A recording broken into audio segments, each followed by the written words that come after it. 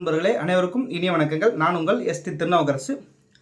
திரு CV. Shanmugam அவர்களும் திரு C. Vijayabaskar அவர்களும் தாவேகாவில் இணைவதற்காக தயாராகிவிட்டதாக அதிகாரப்பூர்வமற்ற தகவல் வந்து கொண்டிருக்கிறது. ஏன்னா பார்த்தீங்க அப்படின்னா, நேற்று திரு சி.வி. சண்முகம் அவர்கள் கொடுத்த பேட்டிகள், அதாவது அண்ணா திராவிட முன்னேற்ற கழக பொதுச் செயலருக்கு எதிராக ஒரு அரை மணி நேரம் பிரஸ் மீட் கொடுத்தாரு. திரு சி. விஜயபாஸ்கர் அவர்கள் தொடர்ந்து அண்ணா திராவிட முன்னேற்ற கழகத்திற்கு எதிராக வேலை செய்துவிட்டு அந்த சட்டமன்ற தொகுதியில் இருக்கிறவங்களாம் தோக்கடித்து விட்டு ஆலோசனை என்ற பெயரில் பணத்தை வீசி அவர்களுடைய ஆதரவாளர்களை களத்திலும் இணையத்திலும் வஞ்சத்தை தீர்க்கும் வகையில் தேவையற்ற பதிவுகளை போட்டு வருகிறார்கள். இன்னைக்கு அவரே ஒரு பதிவு போட்டிருக்காரு. தலைமை என்பது அனுசரித்து போவதுதான், நீக்குவது கிடையாது அப்படின்னு சொல்லியிருக்காரு. கண்டிப்பாக ஏற்றுக்கிறேன். தலைமைனா அப்படி தான் இருக்கணும். ஆனால் இந்த திரு சி. விஜயபாஸ்கர் அவர்களுக்கும் திரு சி.வி. சண்முகம் அவர்களுக்கும் அண்ணா திராவிட முன்னேற்ற கழக தொண்டனா சில கேள்விகள் இருக்கு. இந்த இயக்கத்தில் இப்போ இந்த எலெக்ஷனில் மட்டும் எடுத்துக்குவோம். 2026 உங்களுக்கு திரு சி.வி. சண்முகம் அவர்களுக்கும் திரு சி. விஜயபாஸ்கர் அவர்களுக்கும் சில தொகுதிகள் ஒதுக்கப்பட்டன.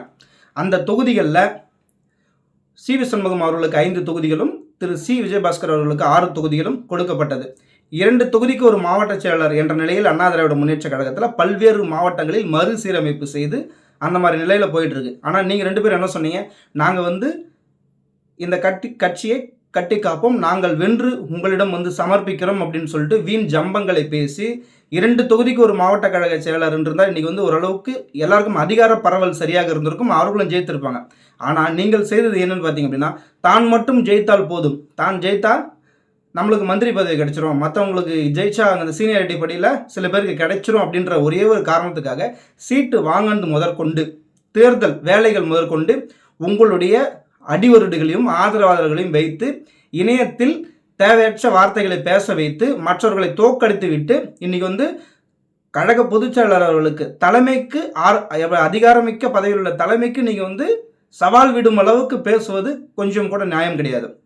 உங்களால் அண்ணா திராவிட முன்னேற்ற கழகம் கிடையாது. தயவு செய்து உங்களை இந்த மாதிரி பதிவுலாம் போட்டு பேசினா அண்ணா திராவிட முன்னேற்ற கழகம் நீக்கிவிட்டால் உங்களுடைய சட்டமன்ற பதவி காப்பாற்றப்படும், நீங்கள் போயிட்டு அங்கே சேர்ந்துடலாம் அப்படின்ற மாதிரி நினைக்கிறீங்க.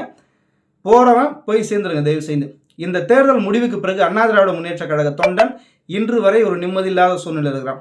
உங்களை எல்லாம் பார்த்து திரு மகேந்திரன் திருவானந்தல் ஒன்றியம் தஞ்சாவூர் மாவட்டத்தில் ஒருத்தர் சூசைடே பண்ணிக்கிறார்.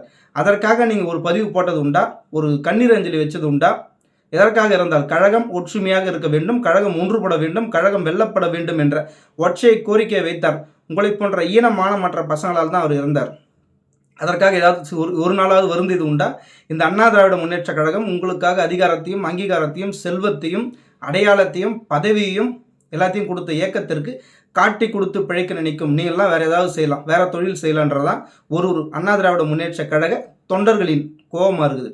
இந்த தேர்தல் தோல்விக்கு பிறகு நீங்கள் செய்த அட்டூழியங்கள் கொஞ்சம் நெஞ்சம் கிடையாது. கழக பொதுச் செயலர் என்று சிறிது கூட மரியாதை இல்லாமல் அவரை ஏளனமாக பேசுவதும் தேவையற்ற செயல்களில் ஈடுபடுவதும் தான் நீங்கள் தலைமைக்கு கொடுக்கும் மரியாதையா? இதே புரட்சி தலைவர் அம்மாவும் புரட்சி தலைவர் எம்ஜிஆர் இருந்தால் அந்த மாதிரி தான் நீங்கள் செய்வீங்களா? கழகத்திற்கு கட்டுப்பட்டு நடப்பதே உண்மையான தொண்டனுக்கு அழகு. தொண்டனே அப்படி இருக்கும்போது நீங்களாம் 2ஆம் கட்ட தலைவர்கள்னு சொல்கிறதுல அசிங்கம். அளவுக்கு அதிகமான வார்த்தைகள் வரும். தேவையற்ற வீடியோவில் பேசக்கூடாது அப்படின்றதுக்காக பேசுகிறேன். இந்த சட்டமன்ற தேர்தல் முடிவு வந்ததுக்கப்புறம் ஒரு டீமாக 25 பேர் போட்டு மானங்கட்டு உங்களை கட்சி பேர் கூட சொல்லாமல் உங்களை மானங்கட்டு வீட்டில் ஒருத்தர் பார்த்துட்டு போகிறார். அவர்களுக்கு அதிகாரப்பூர்வமாக போயிட்டு ஆதரவு கொடுக்குறீங்களே, இதெல்லாம் எந்த விதத்தில் நியாயம்? உங்களுக்காக இந்த சட்டமன்ற தேர்தலில் ஊன் உறக்கமின்றி இரத்தத்தையும் வேர்வையும் சிந்தி உழைத்த அண்ணா திராவிட முன்னேற்ற கழக தொண்டர்களுக்கு நீங்கள் செய்யும் ஈடுபாடு இதுதான். அண்ணா திராவிட முன்னேற்ற கழகம் தொண்டர்கள் உழைக்கல அப்படின்னா நீங்களாம் ஒரு மயிரும் கிடையாது. தேர்தலில் தோல்வி பெற்றிருந்தால் அடையாளம் தெரியாமல் போயிருப்பீர்கள். கொள்ளையடித்த பணத்தை செலவு செய்துவிட்டு உங்களுக்கு அதிகாரம் தந்த இயக்கத்தை காட்டி கொடுத்து பிழைத்து விடலாம் என்று நினைத்தீர்கள். அது ஒரு காலம் நடக்காது. அதாவது கழக பொதுச் செயலாளர் புரட்சி தொண்டர் அண்ணன் எடப்பாடியாரை சரியில்லைன்னு சொல்லிட்டு நீங்கள் கீழே இறக்கிட்டு அதில் நீங்கள் போய் உட்காந்துக்கிட்டு இந்த தாவேக்கான்ற கட்சிக்கிட்ட போய் கூட்டணி வச்சு மந்திரி பதவி வாங்கிடலான்னு சொல்லிட்டு ஒரு தேவையற்ற செயலில் ஈடுபட்டீங்க. அசிங்கமாக இல்லை? 54 ஆண்டு கால கட்சி, வெறும் 2 வருஷத்துக்கு முன்னாடி வந்த கட்சிக்கு மானங்கெட்டு போனோமா அப்படின்னு சொல்லிட்டு ஒவ்வொரு தொண்டனும் உண்மையான அண்ணா திராவிட முன்னேற்ற கழக ரத்தம் வர்ற ஒவ்வொரு தொண்டனும் நிற்கிறான். உங்களுக்கு அது தெரியாமல் போனது ஏனோன்னு தெரில. மானங்கெட்டு அப்படி போயிட்டு நீங்கள் மந்திரி ஆகிடணும் அப்படின்னு நினைக்கிறீங்க. உங்கள் மீது வழக்கெல்லாம் இருக்குது. இந்த அண்ணா திராவிட முன்னேற்ற கழகத்தில் பதவி பெற்று பலன் பெற்று இந்த இயக்கத்திற்கு துரோகம் செய்ய நினைக்கிறவர்கள் புரட்சித் தலைவர் ஆன்மாவும் புரட்சித் தலைவி அம்மா அவர்களின் ஆன்மாவும் ஒருபோதும் சும்மா விடாது. நீங்கள் சேர்றதா இருந்தால் தயவு செஞ்சு போய் சேர்ந்துருங்க. உங்களுக்கு மாற்றாக அந்தந்த மாவட்ட கழக செயலாளர்கள் நியமிக்கப்பட்டு விட்டார்கள். புதுக்கோட்டையில் திரு பழனிவேல் அவர்கள் மிகச்சிறப்பாக கழக பணியை செய்து வருகிறார். விழுப்புரம் மாவட்டத்தில் திரு பசுபதி அவர்கள் மிகச்சிறப்பாக, திரு சி.வி. சண்முக கம்யூனிட்டி இல்லை, அவர் வேற கம்யூனிட்டி அப்படின்னு சொல்கிறாங்க, இருந்தாலும் கழகம் ஒற்றுமையோடு மிகச்சிறப்பாக கழக பணியை செய்து வருகிறார்கள். இதுதான் ஒவ்வொரு மாவட்டத்திலும் உள்ள நிலைமை. பொறுத்தால் பதவி தருவார் அண்ணா திராவிட முன்னேற்ற கழக பொதுச் செயலாளர். ஆனால் அதற்கு மாறாக நீங்கள் மாற்றுக் கட்சிக்கு நீங்கள் எல்லாருக்கிட்டையும் பேசினுக்கிறீங்கன்றது திமுக கட்டையும் தாவேகா கட்டையும் போகிறவர்கள் உங்களுக்குள்ள ஒரு கும்பிடு போட்டு சொல்கிறேன், தயவு செய்து நீங்கள் போயிட்டீங்க அப்படின்னா அண்ணா திராவிட முன்னேற்ற கழகம் உண்மையாகவே நல்லாயிருக்கும். உங்களை போன்ற துரோகிகளை கூட வச்சுட்டு இனிமேலும் வெல்ல முடியாது என்பது நிதர்சனமான உண்மை. நீங்கள் போனீங்க அப்படின்னாலே இந்த கழகம் வீறு கொண்டு எழும். புதிய கட்டமைப்போடு இளைஞர்களுக்கு வேலை வாய்ப்பு வழங்கும் வகையில் இளைஞர்களுக்கு வாய்ப்பு வழங்கி இந்த அண்ணா திராவிட முன்னேற்ற கழகம் மீண்டும் செழிக்கும்.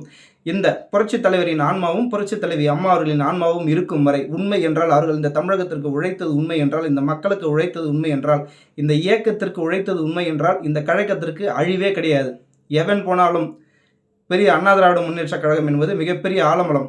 சிறுகுகள் விலகுவதாலும் சிறு இலைகள் உதிர்வதாலும் இந்த இயக்கத்திற்கு அழிவு கிடையாது என்பதே உண்மையான நிதர்சனமான உண்மை. ஆகவே தயவு செய்து போகிறவங்க போயிடுங்க. இந்த கழகத்தை கட்டி காப்பதற்காக லட்சோப லட்ச தொண்டர்கள் காத்து கொண்டிருக்கிறோம். இந்த வீழ்ந்து விட்டார்கள் என்று கூறும் இந்த நிலையில் இந்த கொடியை தாங்கி பிடிக்க தொண்டர்கள் தயாராக இருக்கிறோம். தயவு செய்து நீங்கள் போகிறவங்க போயிடுங்க. இந்த அண்ணா திராவிட முன்னேற்ற கழகம் மீண்டு வரும். புரட்சித் தலைவர் வழியில் புரட்சித் தமிழர் அண்ணன் எடப்பாடியார் அவர்கள் மீண்டும் அரியணையில் அமருவார்.